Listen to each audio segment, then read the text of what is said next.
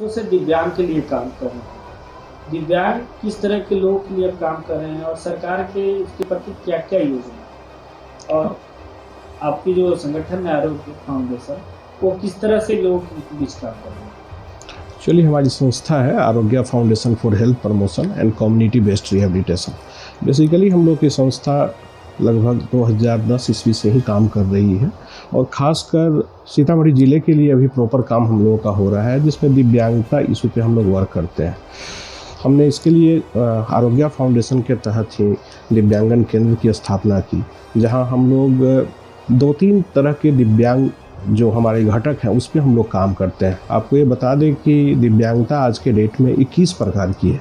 पहले 7 प्रकार की हुआ करती थी, लेकिन हमारे इस गवर्नमेंट ने जो RPWD एक्ट 2016 लाया, उसके तहत 21 प्रकार की दिव्यांगता को उन्होंने नोटिफाई किया है, जिसमें हम बेसिकली जो है हमारी जो संस्था आरोग्य फाउंडेशन है वह national trust ministry of social justice and empowerment government of India से संबद्ध है और हम लोग नेशनल ट्रस्ट राष्ट्रीय न्यास के उसके रजिस्टर्ड ऑर्गेनाइजेशन है। राष्ट्रीय न्यास जो है नेशनल ट्रस्ट वो 4 प्रकार की दिव्यांगता पे काम करती है। Cerebral palsy, autism, mental retardation जिसको हम लोग इंटेलेक्चुअल डिसेबिलिटीज़ भी कहते हैं, और मल्टीपल डिसेबिलिटीज़ बहुविकलांगता। तो हमारा बेसिकली यहाँ जो फोकस है वो सेरेब्रल पाल्सी बच्चे पे और ऑटिस्टिक बच्चे पे है। बेसिकली इन बच्चों में जो सेरेब्रल पाल्सी के बच्चे होते हैं उसमें शारीरिक और मानसिक विकार हो जाते हैं। उनका जो डेवलपमेंट, जो नॉर्मल जो डेवलपमेंट है वो डिले हो जाता है।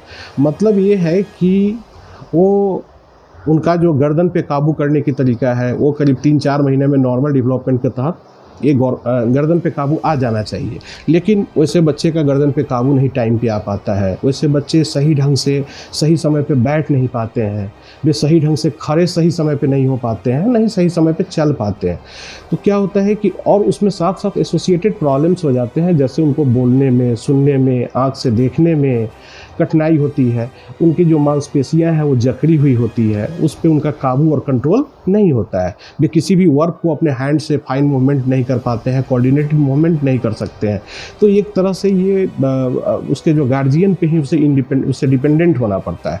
तो ऐसे बच्चों पे काम करने में फिजियोथेरेपी का अहम रोल है, एक रिहेबिलिटेशन टीम का अहम रोल है। हम लोग ऐसे बच्चों पे, हमारी टीम जो है उस पर काम करती है और अभी तक सीतामढ़ी में हम लोगों ने कम से कम 4 से 5 हज़ार बच्चों पे काम किया है और वे कम से कम हज़ारों बच्चे आज के डेट में आत्मनिर्भर होकर अपनी ज़िंदगी व्यतीत कर रहे हैं।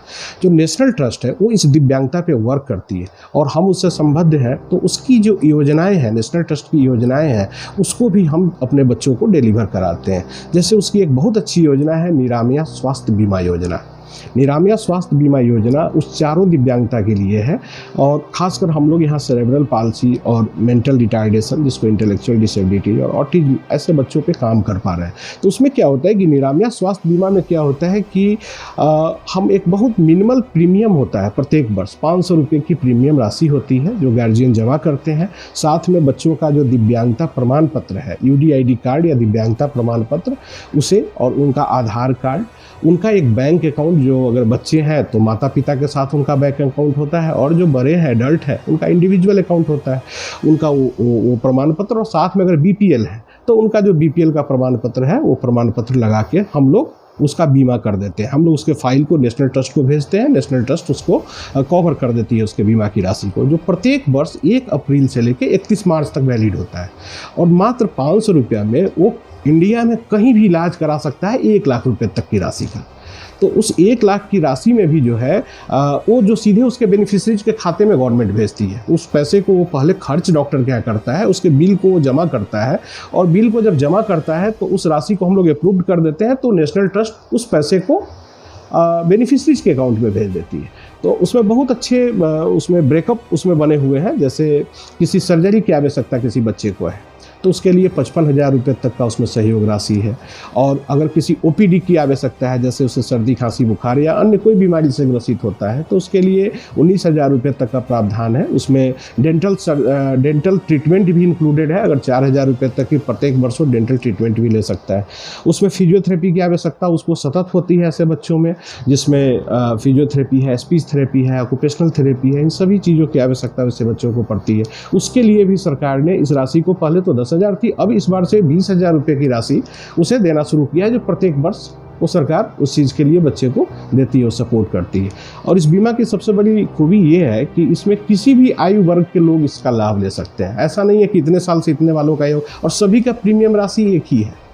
और किसी भी बीमा में क्या होता है, या हेल्थ बीमा में खासकर, कि उसका प्री मेडिकल चेकअप होता है कि वो बच्चा सही है कि नहीं, तभी उसको बीमा कंपनी बीमा देती है। लेकिन इस बीमा में ऐसी कोई बात नहीं है, उसका कोई प्री मेडिकल चेकअप नहीं होता है किसी भी जाति का, किसी भी आयु का, किसी भी फाइनेंशियल चीज़ का, कि वो गरीब है या अमीर है, उसका कोई बंधन नहीं है।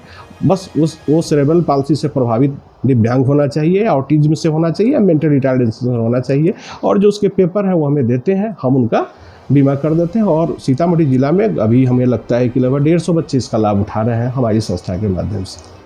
तो इस तरह का हम लोग एक जो यहाँ जो सुविधा है, भारत सरकार की सुविधा को देने का कार्य हम लोगों ने किया है।